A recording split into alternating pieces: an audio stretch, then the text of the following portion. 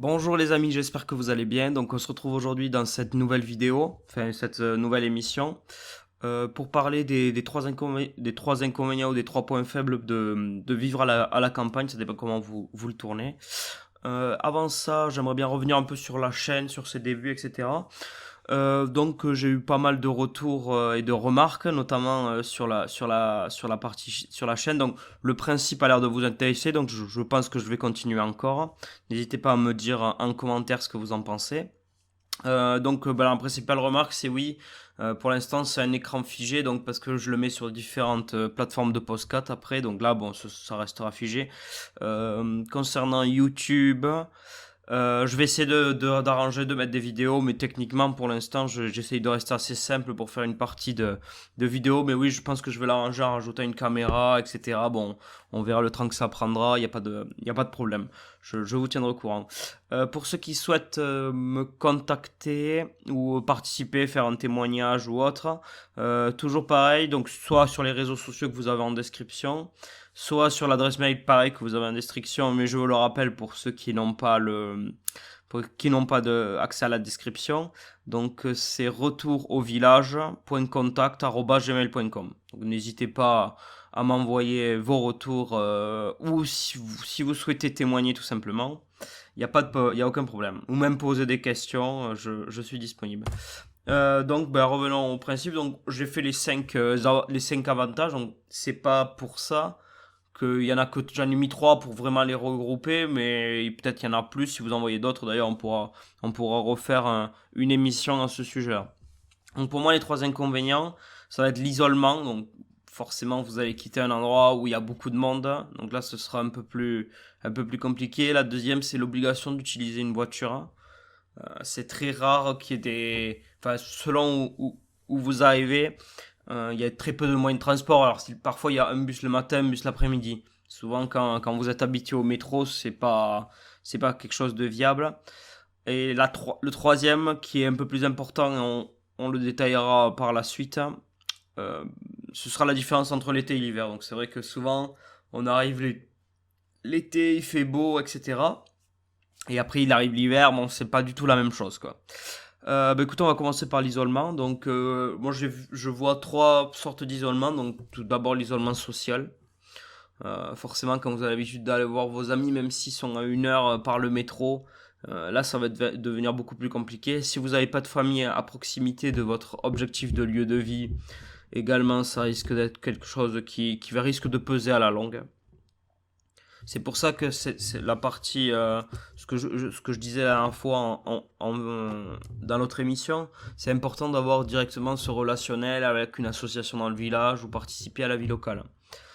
Vos modes de vie vont totalement changer, donc forcément, vous n'aurez plus accès aux boutiques, au ciné, aux expos. Si vous êtes vraiment branché culture, dans la campagne, c'est très rare qu'il y ait un restaurant de sushi, tout simplement. Donc, pour commencer déjà, ça, il faudra... Si vous en avez pas besoin, c'est pas très grave, hein. Mais pour ceux qui ont l'habitude d'aller voir les expos tous les week-ends ou aller au ciné, etc., sachez qu'il vous faudra faire quelques kilomètres pour avoir accès à un brin de culture un peu comme il y a dans certaines grandes villes. Donc c'est une partie qui pèse beaucoup pour les gens qui sont habitués à sortir régulièrement, aller dans un restaurant de sushi, puis après le lendemain un restaurant vietnamien ou autre. Et c'est vrai que ça n'existe pas à la campagne. Donc là, vous serez obligé si vous voulez faire même pareil du shopping, si vous aimez aller faire vos courses tout simplement se faire plaisir, acheter des vêtements un peu particuliers ou aller tout simplement aller chez Ikea, vous devez faire quelques kilomètres, voilà, voire quelques heures de route. Donc ça, il faut bien y penser avant de commencer.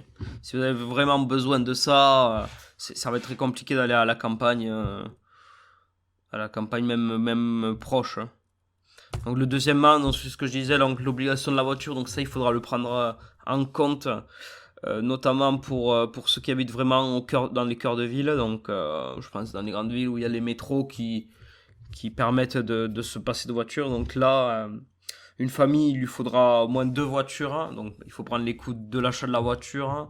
Les coûts également bah, de l'assurance, des réparations, du coût des carburants, etc., quoi. C'est quelque chose de normal de prendre la voiture 1 heure par jour ou une demi-heure par jour au moins en moyenne dans les campagnes. Donc, surtout avec le prix du jus qui augmente, hein, ça devient un peu compliqué. Donc oui, voilà, donc souvent on dit la campagne c'est moins cher, etc. pour l'immobilier, oui, mais il faut prendre en compte le fait qu'il va falloir acheter une voiture, les coûts de la voiture, etc. Donc c'est pas des coûts non négligeables. Bon, après la différence été-hiver, donc là vraiment c'est surtout des conseils. Donc si vous repérez, une fois que vous avez repéré votre région ou votre lieu pour vivre, donc n'hésitez pas à attendre un peu de voir la situation en été et en hiver, parce que bien souvent, on voit l'été, c'est merveilleux, il y a du monde, il y a des touristes, on se régale, on sort, etc. Mais l'hiver, c'est totalement différent. Souvent, les villages sont morts, voire quasiment morts. S'il y a un peu de neige, vous allez être coupé de tout. Il se peut qu'il y ait des coupures d'électricité, etc. Donc, bien faire attention à ça avant de s'installer, parce que souvent, vous pouvez avoir de mauvaises surprises dans ce cas-là. Tout simplement sur la différence de saison. Souvent, je connais des endroits où l'été, c'est magnifique, il y a plein de monde, tout le monde se régale. Et l'hiver, c'est un désert, vous pouvez même pas acheter une baguette de pain. Donc, c'est vrai que c'est quelque chose à bien prendre en compte. Pareil pour ceux qui souhaitent vivre sur des terrains en habitat léger. Là, bien prendre en compte et bien faire attention à la partie, comment on dit ça, à la partie eau. Si vous avez un ruisseau ou une rivière qui coule, souvent l'hiver ou au printemps, elle coule beaucoup, etc. Il faut bien le voir l'été. Ou même il faut bien le voir l'été parce que c'est la partie, là, c'est le moment où l'eau manque le plus. Donc ça, pareil, s'il y a un puits, il faut bien faire gaffe qu'elle fonctionne l'été, si vous avez des cultures d'été. Donc bah, écoutez, on va terminer là-dessus tranquillement. Donc bah, écoutez, essayez de répondre en commentaire. Et vous, est-ce que vous avez déjà souhaité le pas? Est-ce que vous le souhaitez? Quelle est la partie la plus importante dans votre décision? Donc ça m'intéresse de le savoir. N'hésitez pas aussi à m'écrire des mails, je suis ravi de vous lire. Écoutez, on se dit à très bientôt et ciao ciao!